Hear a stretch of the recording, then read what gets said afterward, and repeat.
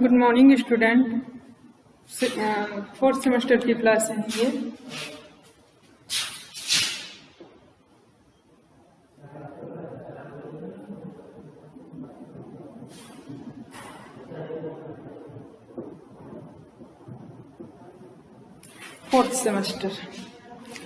Fourth semester में हम विद्यालय के भौतिक संसाधन और मानवीय संसाधन पर बात कर रहे थे। तो मानवीय संसाधन और भौतिक संसाधन इन दोनों को तो हम डिवाइड कर चुके हैं, लेकिन भौतिक संसाधन में कुछ चीजें छूटी थी जिसको आज हम बता रहे हैं। जैसे विद्यालय के भौतिक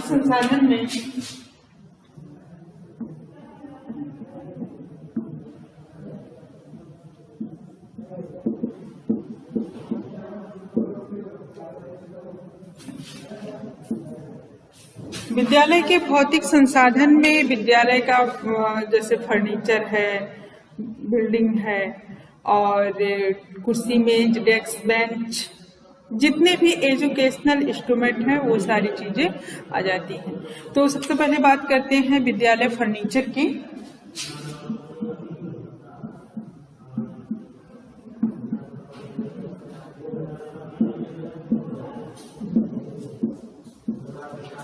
विद्यालय फर्नीचर में क्या क्या चीजें आती हैं? मेज, कुर्सी और डेस्क। इसको हम इस तरीके से बना लेंगे। क्या हो गया? मेज, कुर्सी और डेस्क। मेज, कुर्सी और डेस्क, ये क्या है? विद्यालय के फर्नीचर है। विद्यालय में विद्यालय बिल्डिंग के साथ साथ बच्चों के बैठने उठने की भी उचित व्यवस्था होनी चाहिए। उसके लिए विद्यालय में फर्नीचर की आवश्यकता होती है। विद्यालय के फर्नीचर में हम मेज, कुर्सी, डेस्क इन चीजों को शामिल करते हैं। मेज कैसा होना चाहिए? मेज बिल्कुल ऐसा होना चाहिए जो कंफर्टेबल हो, आरामदायक हो, और कम से कम जो बच्चा उस पर बैठा है कुर्सी पर, मेज के नीचे उसके पैर का कम से कम 2/3 हिस्सा जाना चाहिए। इस तरीके का मेज होना चाहिए। कुर्सी भी इस तरीके का होना चाहिए, बिल्कुल जैसे 10 बजे से 3 बजे तक या 4 बजे तक बच्चा बैठता है उस पर, तो बिल्कुल आरामदायक होना चाहिए कि उसमें उसकी ऊंचाई और उसका जो स्पेस है बैठने का वो बिल्कुल एक सही अनुपात में होना चाहिए। डेस्क किस तरीके का होना चाहिए? डेस्क तो कई प्रकार के होते हैं, जैसे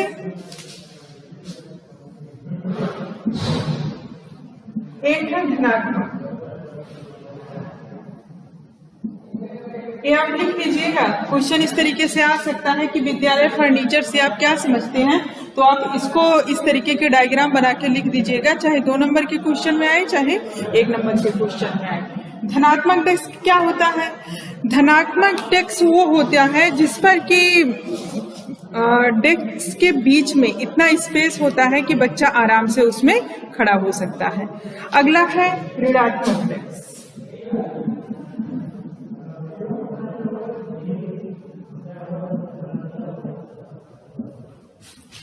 ऋणात्मक डेस्क क्या है?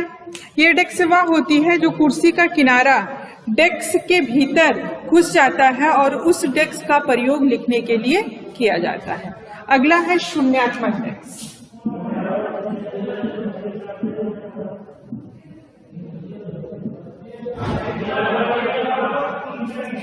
शून्यात्मक डेस्क क्या है?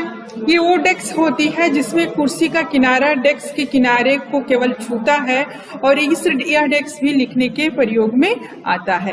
तो विद्यालय फर्नीचर में मेज, कुर्सी और डेस्क को हम शामिल करेंगे। इसमें डेस्क को हम 3 प्रकार में डिवाइड करेंगे: धनात्मक डेस्क, ऋणात्मक डेस्क और शून्यात्मक डेस्क। ठीक, उसके बाद हम बात करते हैं और एक बात और, जैसे डेस्क कुर्सी है, डेस्क पे बच्चे बैठे हैं, तो बैठते समय उस पे लिखने पे, जैसे जिस तरीके से आप जानते हो कि जब एक शिक्षक ब्लैक बोर्ड पे पढ़ाता है तो पढ़ाते समय, लिखते समय, ब्लैक बोर्ड पर लिखते समय 45 अंश का कोड बनना चाहिए। उसी तरीके से डेस्क पर लिखते समय 15 अंश का कोड बनना चाहिए। इसको याद रखिएगा। 15 अंश का कोण बनना चाहिए। जो दूरी होती है डेस्क की और आपकी आंखों की और लिखने का जो आपका हैंड का पोजीशन होता है उससे पूरा 15 अंश का एक कोण बनना चाहिए। ठीक,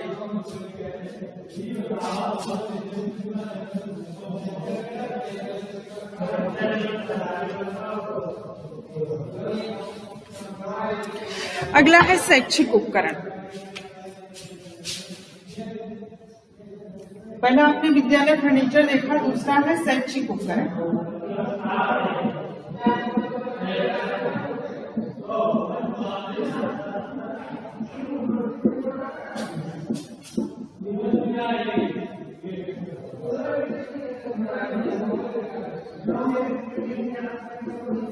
एजुकेशनल इंस्ट्रूमेंट। शैक्षिक उपकरण चाहे टीचिंग एड भी आप इसको बोल सकते हैं कि जो आपके शिक्षण में सहायक है उसको हम शिक्षण सहायक सामग्री बोलते हैं, या जो टीचिंग के टाइम में जिन उपकरणों जिन इंस्ट्रूमेंट का यूज किया जाता है उसको हम शैक्षिक उपकरण कहते हैं। तो इसमें किसी भी विद्यालय में टीचिंग के लिए हमें सबसे पहले किस चीज की जरूरत होती है? वो होती है ब्लैक बोर्ड की।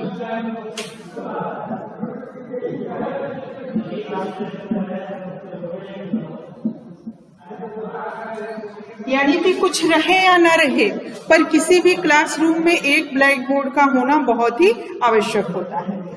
और ब्लैक बोर्ड कितने टाइप्स के होते हैं? जैसे ब्लैक बोर्ड क्या है? कोई भी ब्लैक बोर्ड एक शिक्षक का आईना होता है। एक शिक्षक किस तरीके से उसकी मेंटेलिटी है, वो सारी चीजें, उसका ज्ञान क्या है, वो सारी चीजें ब्लैक बोर्ड पर दिखाई देता है। इसीलिए ब्लैक बोर्ड को शिक्षक का आईना कहा जाता है। टाइप्स इसके कितने होते हैं?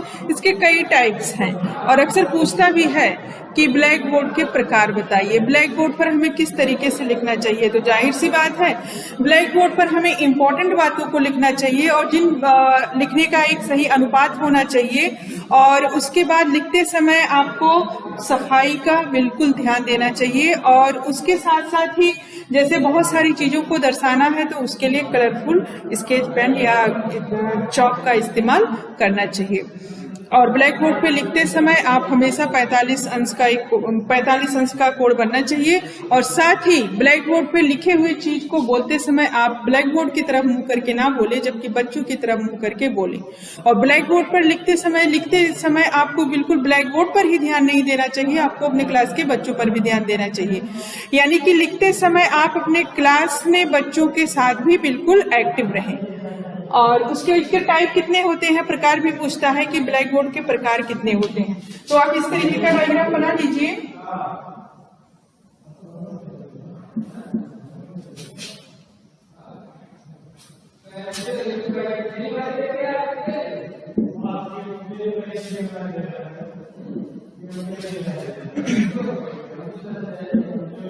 कितने टाइप के ब्लैक बोर्ड होते हैं?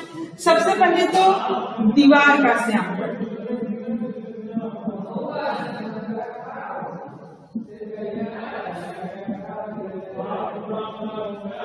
ये ब्लैक बोर्ड जो किसी दीवार में बिल्कुल फिक्स होता है, इसको आप फिक्स ब्लैक बोर्ड भी बोल सकते हो। इसको आप फिक्स्ड ब्लैक बोर्ड भी बोल सकते हो, फिक्स्ड ब्लैक बोर्ड। उसके बाद स्टैंड वाला ब्लैक,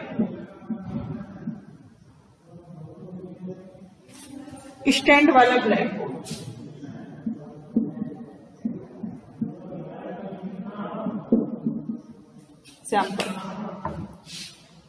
स्टैंड वाला श्यामपट, जैसे आपने श्यामपट देखा होगा कि जिसके 3 पैर होते हैं और जिसको आप आसानी से किसी स्टैंड पर जो लगा होता है आसानी से एक जगह से दूसरी जगह ले जा सकते हो, स्टैंड वाला श्यामपट। अगला है चुंबकीय श्यामपट।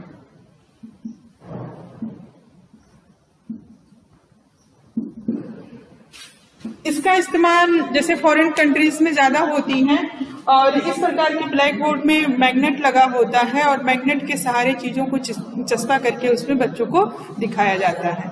अगला है लपेट श्यामपट। लपेट श्यामपट क्या है? वही रोलर बोर्ड जो आपको टीचिंग मटेरियल के साथ मिलता है, किट के साथ मिलता है, उसको बोलते हैं लपेट श्यामपट। अगला है स्लाइडिंग सैंपल।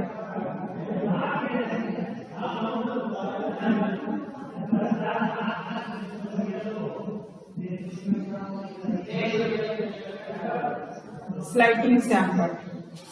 अगला कौन सा है? ट्यूबलाइट वाला सैंपल।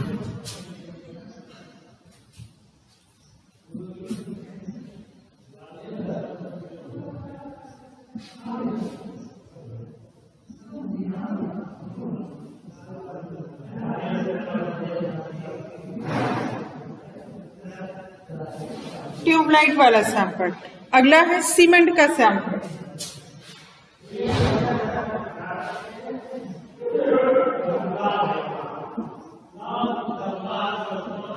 सीमेंट का ब्लैक बोर्ड। अगला है चलित ब्लैक बोर्ड।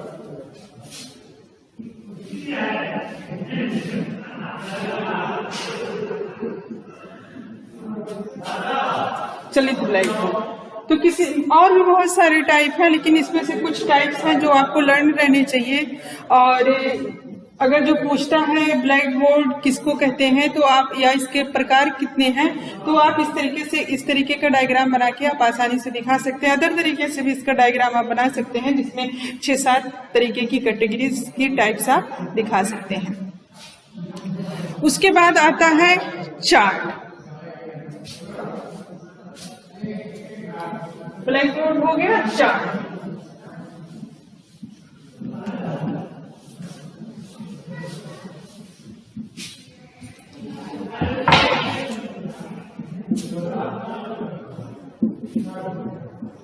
चार्ट कितने टाइप के होते हैं? चार्ट का क्या काम होता है? एक शिक्षक अपने जो प्लानिंग है, जो पाठ्यक्रम वो पढ़ा रहा है, जो लेसन प्लान उसने बनाया है, उसमें किसी भी टॉपिक पर और उसको अच्छे से एक्सप्लेन करने के लिए चार्ट पर उस चीज को दर्शा सकता है, जिससे वो चार्ट बच्चों के सामने इंटरेस्टिंग भी होता है और उनको बिल्कुल सक्रिय रखता है टीचिंग में। यानी कि टीचिंग उनकी इंटरेस्टिंग होती है, जो ये सारे टीचिंग मटेरियल्स के साथ रहते हैं। चार्ट कितने टाइप्स के होते हैं? चार्ट भी कई टाइप्स के होते हैं, जैसे चित्र चार्ट यानी कि पिक्चर चार्ट। अगला है समय चार्ट, या चार्ट जिसमें समय को दर्शाया जाता है। अगला है तालिका चार्ट यानी कि टेबल चार्ट। अगला है ग्राफिक चार्ट।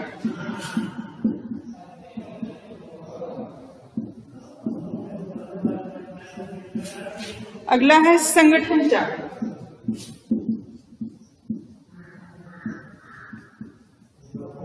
इसको लिख लीजिए, इस तरीके से डायग्राम बना लीजिए। अगला है वृत्त चार्ट।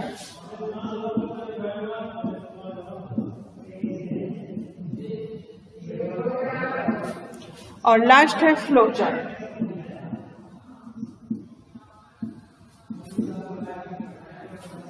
ये चार्ट के टाइप्स हैं। इसके बाद भी शैक्षिक उपकरणों में बहुत सारी चीजें आती हैं, जैसे ग्राफ्स को ले लीजिए। ग्राफ्स कितने टाइप्स की होती हैं उसको भी लिख लीजिए।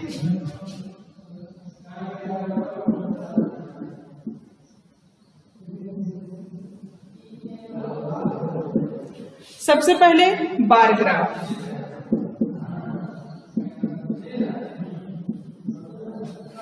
Bar graph. उसके बाद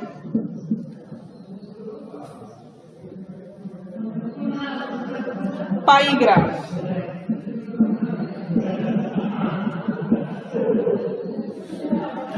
बार ग्राफ, पाई graph, line graph.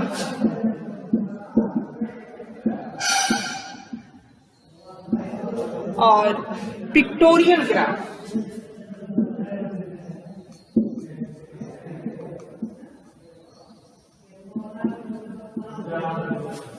Pictorial graph यानी कि चार्ट होते हैं आपके चित्र चार्ट, समय चार्ट, तालिका चार्ट, ग्राफिक चार्ट, संगठन चार्ट, वृत्त चार्ट और फ्लो चार्ट। और ग्राफ होते हैं आपके बार ग्राफ, पाई ग्राफ, लाइन ग्राफ और पिक्टोरियल ग्राफ। इन सब चीजों को आप नोट्स कर लीजिए, इस पर भी क्वेश्चन आते हैं। उसके बाद भी बहुत सारे टीचिंग मटेरियल हैं, जैसे मॉडल है, मानचित्र है, विज्ञान शिक्षण किट है। इसके बारे में एक क्वेश्चन ऐसा आता है जिसमें पूछा जाता है शिक्षण सहायक सामग्री से आप क्या समझते हैं। इस पर हम कल बातें करते हैं। ठीक है, थैंक्स।